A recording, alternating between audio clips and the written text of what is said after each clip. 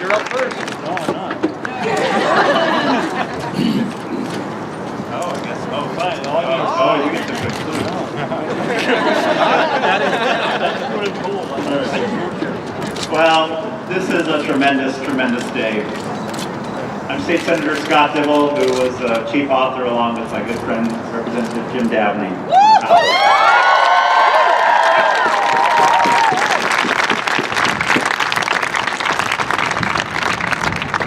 Today, Minnesota passes that test that Hubert Humphrey put to us many years ago. The moral test of our government is how we treat those at the dawn of life, young people here, those at the twilight of life, the elderly, and those in the shadows of life, those with disabilities. I cannot be more proud of our democracy than in these amazing special moments when we're able to build a movement and prevail against long odds on behalf of those who have no voice here at the Capitol. And let's just think for a moment about who we do this for. Who, after today, has the hope of a better future? We do!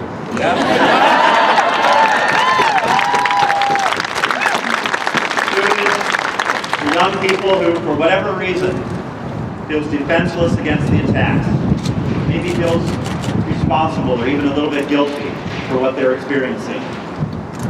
Alone, marginalized, and despairing. Parents who are worried and frustrated, teachers who feel the same. After today, in Minnesota, no child should feel unsafe, unwelcome, unloved in their own school. No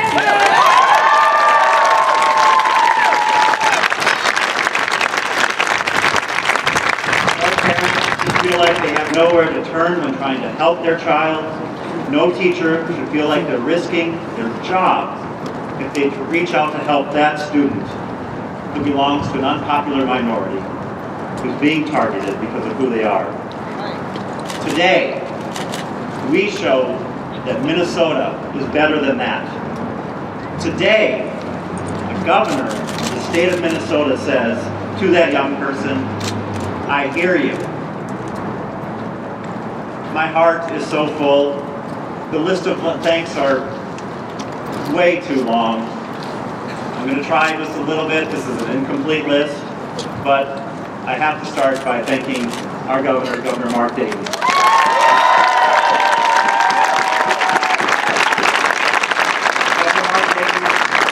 Talked about this issue, the issue of bullying in schools. While he was campaigning, he was very clear about his values and his morals on this subject.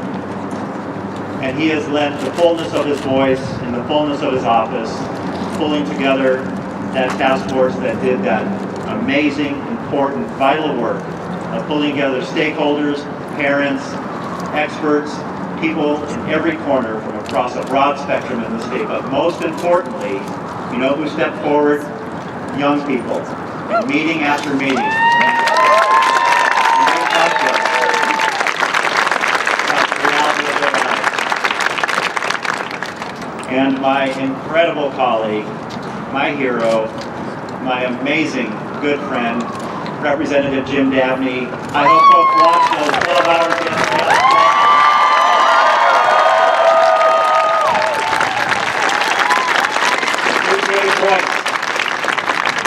12 hours of onslaught, he gave voice to those who have no voice. He was their voice, and it was something to behold. The members of the governor's task force, our chairs, Julie Herzog from Pacer, Walter Roberts from Mankato State, Dr. Tom Scott from San Luis Christian, here. Our commissioners, Brenda Caselius and Kevin Lindsay, attended every single one of those task force meetings and provided tremendous support and guidance and technical assistance as we crafted this policy proposal and moved it through the process. And, of course, the incredible, incomparable Safe Schools Coalition, all these amazing people up here.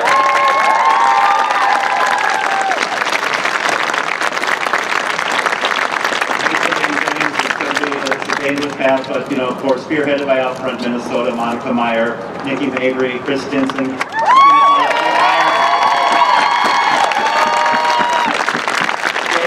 day out, organizing hundreds of people to be engaged and contacted in relationship with their elected officials, doing the work in the hallways. It's how we get good work done, hard work done. We build movement and we engage in the process in this building. It's how democracy is supposed to work, and they made it beautiful and they made it sing. Ain't pretty, but beautiful at the same time. Representatives of Pacer are teachers, but again, I just go back to the young people. Those hearings in the Senate, in the House, people leaning in and working through their pain, working through the experience of their life, bringing such amazing passion, fury, courage, dignity, power, and their insistence that we do better by them, and their insistence that we all do better when we all do better. Thank you very much.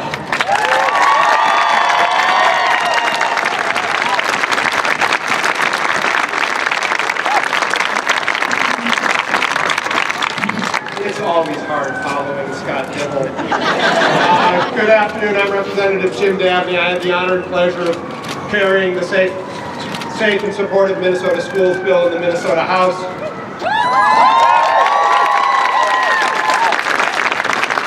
And I too am filled with gratitude today to many, many people.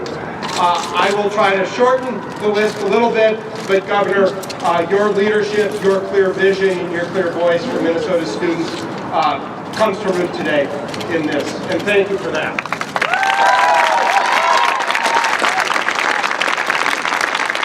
Commissioner Caselius and Commissioner Lindsay, your hard work and leadership pays off for all Minnesotans today. For the members of the task force, members of the task force, Minnesota deserves, you deserve Minnesota's thanks and gratitude for the hours that the task force put in, traveling the state, researching, and working collaboratively to develop what became the Safe Schools for All bill.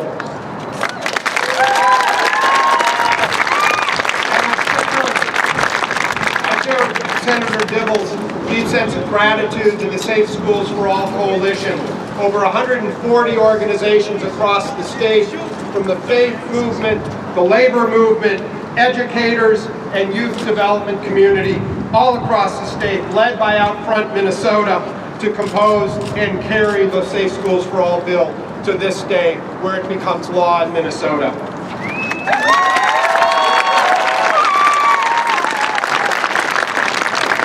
With the governor's signature today, we turn the weakest anti-bullying statute in the country and exchange it for a comprehensive approach that empowers students, parents, teachers, and administrators to build create and maintain safe and welcoming schools in every community across this state.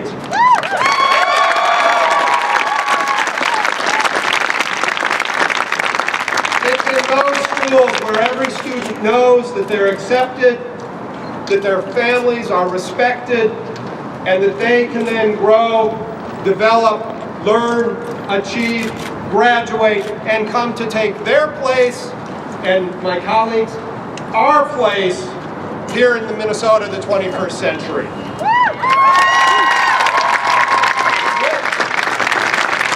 With this bill, we position Minnesota in the leadership of the next generation of education reform, which is looking at the climates that our children learn in each and every day.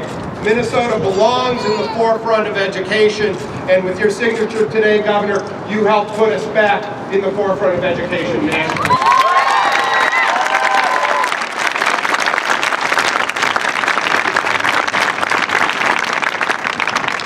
Our schools are getting wonderfully more diverse. Immigrant communities are coming from around the world and settling in our towns and cities across the state, adding diverse viewpoints, languages, and cultures. Lesbian, gay, bisexual, and transgender youth are coming out earlier in their lives and expecting respect and safety in their schools. Students with disabilities are increasingly self-advocating and asking for more opportunities. Those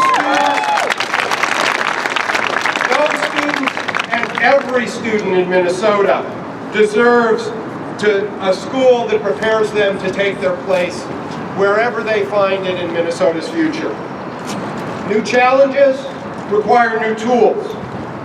A central value of public education in the United States, since it began 100 and more years ago, has always been to prepare young people for citizenship and to inculcate in them the important civic values of respect for others and respect for diversity. The Safe Schools for All bill builds on that traditional value and will help Minnesota students better prepare for the increasingly diverse workforce of tomorrow. Governor, colleagues, members of the coalition, students who stood up, commissioners, thank you. Today we begin a new chapter in Minnesota schools for all of Minnesota's students. Thank you.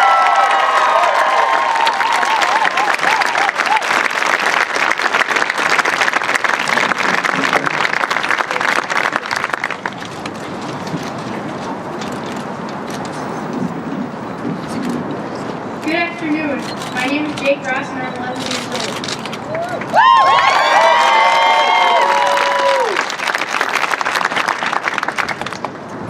I am also a Boy Scout.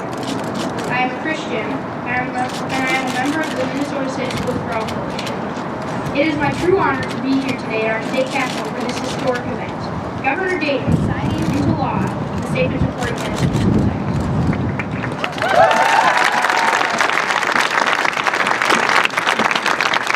This is a day that I have been dreaming about for a very long time, and today it is happening.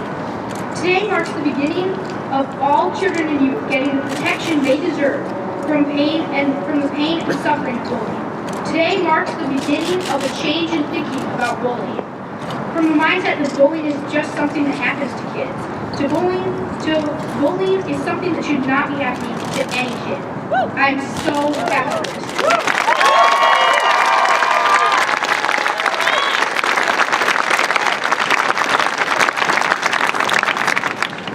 I'm very happy for this day because I know what it's like to be the kid that bullying just happens to. I was the target of repeated bullying 4 years ago at the elementary school I then attended. The bullying that happened to me included physical harm, verbal threats, intimidation, and stealing. I was hit regularly, pushed around, my belongings were taken from me, and I was called names. I was attacked and repeatedly pushed to the ground at recess, and threatened I'm going to kill you if you don't remain against me. I've shared my story of bullying at legislative hearings for the Safe Schools bill, and I have shared my story with other community organizations. I have shared my story for this reason. I want to prevent other kids from experiencing bullying because I know how much it hurts. No kid deserves to be bullied. All kids need to feel safe.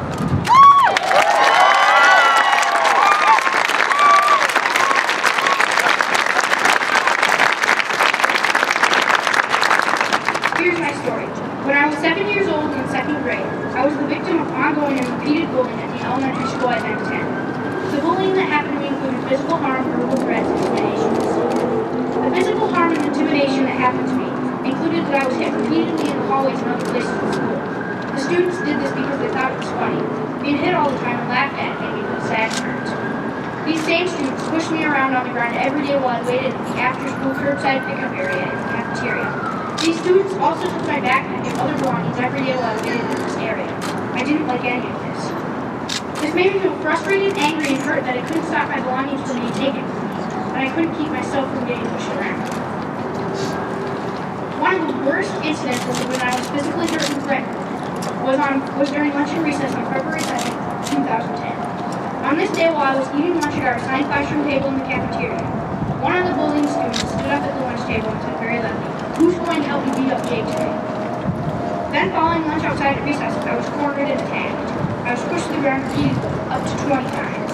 I tried to get away, but I could not. When the recess whistle finally blew and everyone went inside the school, the student who had attacked me yelled to me repeatedly, "I'm going to kill you if you tell anyone. I'm going to kill you tomorrow." This made me feel scared because I was afraid that he might try to seriously injure me the next day. I was scared about this for many, many more days following this attack, and I was scared about what was going to happen to me next day. Having all this bullying and peer abuse happen to me in school made me feel really scared. Going to school was hard for me every day because I didn't know what would happen to me there. I constantly had to worry about what would happen to me at school. This ongoing bullying that happened to me was reported throughout the school year, but the school did not have any policies for what to do when bullying occurs. The bullying did not stop and it continued through the end of the school year. Because this school would not provide a safe learning environment, my parents took me and my younger sister out of this school. I know my story of being bullied is very sad, but there are countless other kids with stories of bullying that are similar or worse. I've met with some of these young people, including Christian, Alec, and Christine. I've collected over 500 petition signatures for the Safe Schools Bill, and each time I collected signatures, I heard so many sad stories of children and young people being bullied. If you are a young person here today who has been the target of bullying, I would just like to say that I understand your feelings and I support you, and I wish you freedom from the pain of bullying.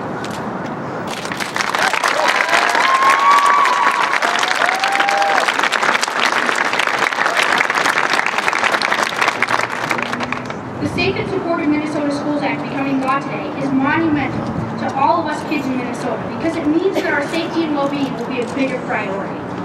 All children and youth in Minnesota will now be able to go to school and feel safe and valued. School workers will now understand what bullying is. They will understand how to protect students from bullying. There will be training for staff and students on bullying prevention, and effective procedures that emphasize peacemaking will be used when bullying happens. The passage of this bill into law today symbolizes the change in how bullying will be viewed. No longer will it be accepted that bullying just happens and is a part of growing up.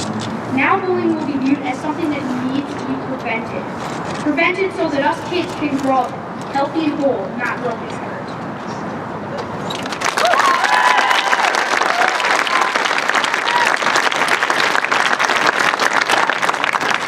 The passage of this bill into law today is important so that the tragedy that happened to Jeremiah Geddes does not happen to any other young person in Minnesota. My friend and Geddes' son Jeremiah was bullied very badly. He died of suicide. And I'm so sorry that this happened to your son Jeremiah. With this bill becoming law today, we pay honor to Jeremiah and your work to make the world a kinder place.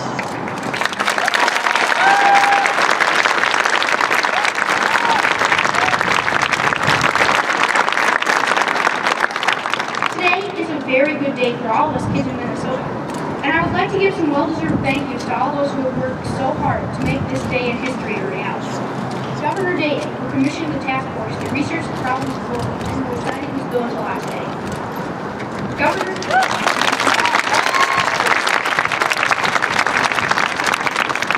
Governor Dayton's task force on bullying prevention, who gave recommendations for how to improve bullying policies in Minnesota schools. Representative Dam,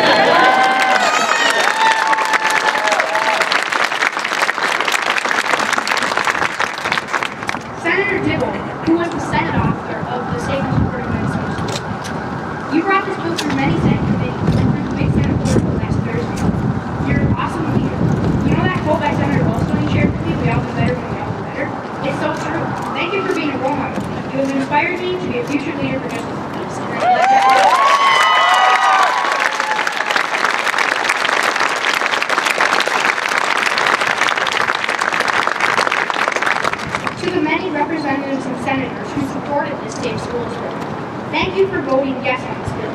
Your vote on this bill is a vote for kids. We all like happy endings, so thank you for using your good powers to give all of us kids a happy ending.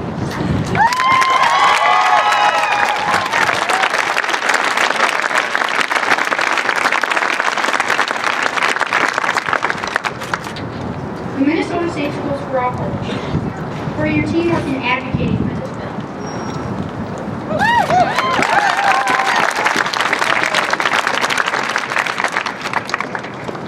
Outfront Minnesota, for being the team leaders that you are, for organizing and rallying the players to win this one for all children and young people in Minnesota.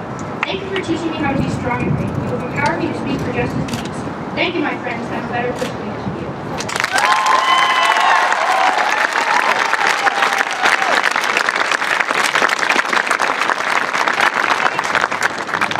Everyone, today is a great day. Our story has a happy ending. Happy endings are about the human spirit's capacity to love, and when we allow that love that is inside our hearts to lead the way, happy endings happen. God bless all the children and young people, and all of you. Thank you.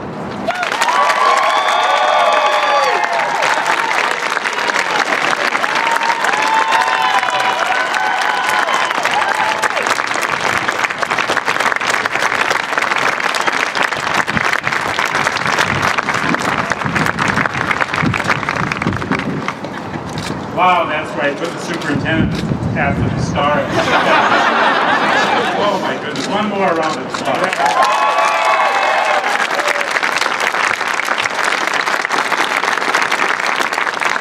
And that's absolutely why we're here today. My name is Shay Haugen. I'm superintendent of schools in Farmington, Minnesota, but I'm really here as president of the Minnesota Association of School Administrators. All the superintendents and assistant superintendents and directors really in this state of North Dakota. I'm really pleased to have been asked to be here today because, you know, in this process, we've probably been more of a thorn than we are, supportive at times. And I just want to acknowledge that we have been very challenging about this, but we really want people to know we've been challenging not because of the direction that this is headed and that this is needed, but that what is that bill that will lead us and allow school districts to make the changes they need to change, to keep things from being one size fits all, and keep things from having too much compliance, so we lose focus on what we're really after. And in the end, the bill that came forth is one that we not only supported, but we're very, very proud to support. It's a bill that has our heart, not just our head. So thanks for all of you who worked so hard to make this such a success.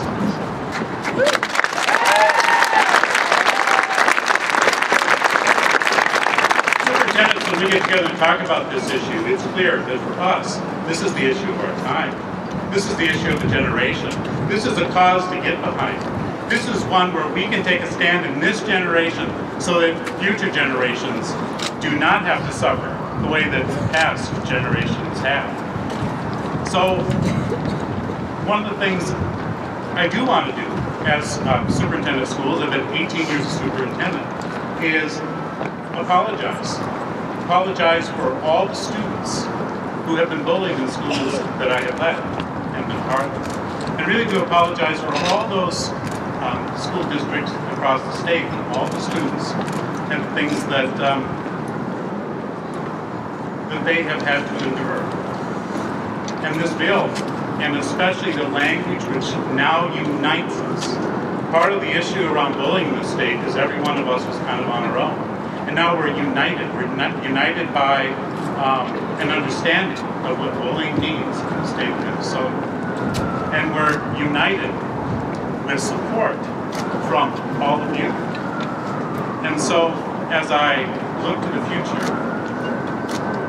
you do have our heart, you have our minds, and I'm excited for the time, and look forward to the time, in generation in the future, when looking back, well, when they will not be able to, the only way they will know what bullying is by looking it up in a history book. So,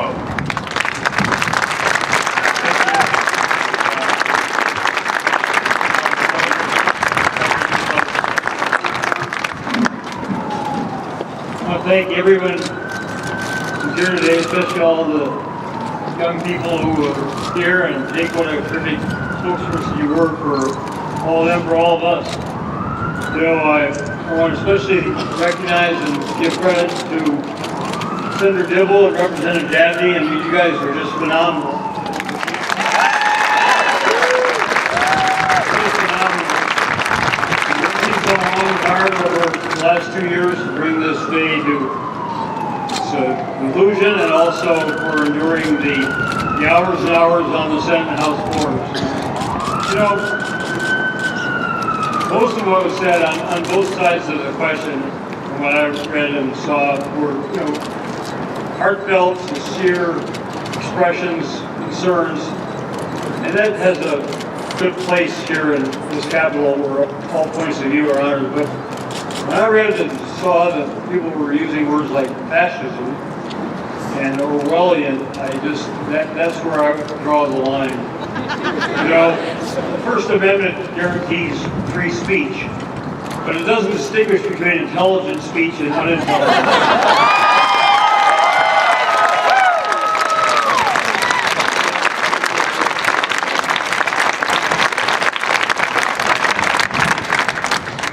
Slanderous statements like that have no place in the capital of the state of Minnesota, and certainly have no place in application of this bill. This bill is as American as any bill could be. And the founding principle of this country is that we're all created equal. We're endowed by our Creator with certain unalienable rights.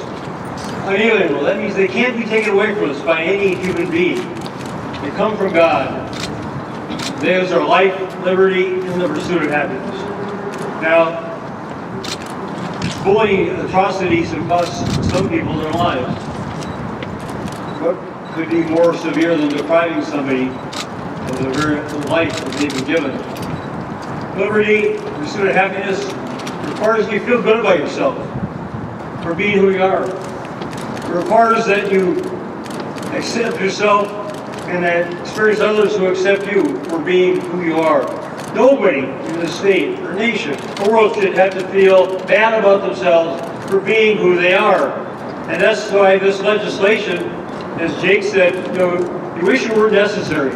James Madison said, if men were angels, government would not be necessary. No, we're not, unfortunately, angels, and some people really abuse their positions. And if you learn to be a bully and can get away with it when you're young, you're going to continue that kind of behavior throughout your adult life, and we all deal with bullies that are of any age, but especially when you're young, especially when you're forming your opinion of yourself, especially when your friends and classmates and others' opinions of you matter so much. It just can't happen here in Minnesota. Not in Minnesota. This law says not in Minnesota. It says that if you exercise the kind of good judgment that most teachers and educators and administrators have, you're already following the law. But if you're not, if you're letting that kind of abuse happen in your school, in your classroom, then you need a law, and you need to really understand what your responsibility is. It's not only to provide the kind of academic excellence that our young people are going to need, it's to provide the kind of emotional, maturational experiences and guidance that they're going to need to be successful in their lives, to be successful in this society, to be successful in this world. So thank you very much again to all of you legislators who are here.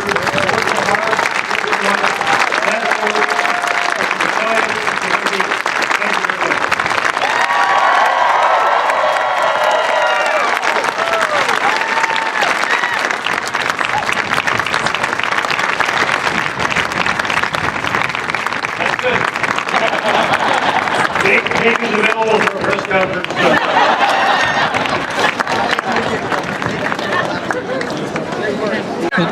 Very good. Tell me again your name. I missed it when you were. Jay Haugen. Jay Haugen. That's so good. Yep. Good Norwegian name. Yes, totally. Good rebound. Oh, hey, Aaron. Jake, you got another one behind you. Hey, Bill. Good to see you. Good work. How do you feel about today? Wonderful day. Yeah, no, it's what we needed. It's been a long journey, but you know, I was bullied in high school, and so many other people have stories so much worse than what I went through. And I think it's a lot's going to change now that this bill's done. Quite a day. Yes.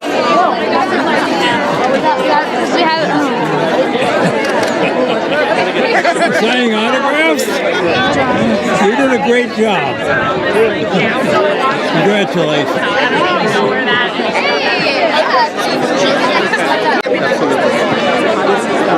Thanks so much.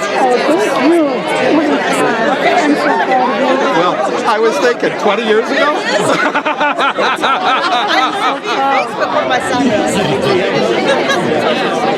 I know. I was like, yeah, I had a feeling.